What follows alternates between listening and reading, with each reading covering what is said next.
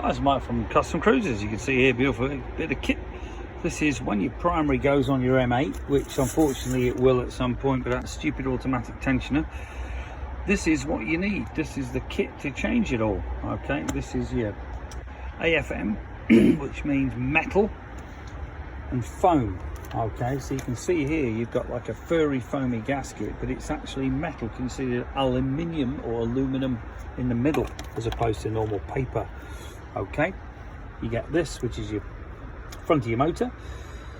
You get the O-ring, your quad seal, whatever you want to call it, new inner primary seal, and you can see here another one, the thing for the bearing, you know, your circlet.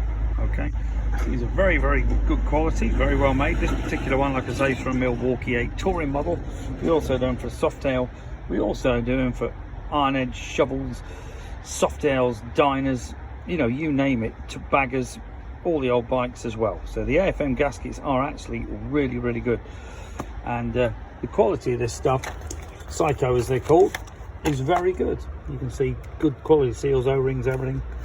This is, like I say, this is like your quad series. It's like a weird square section O-ring. Okay, and this again is metal, so you're looking very high quality stuff.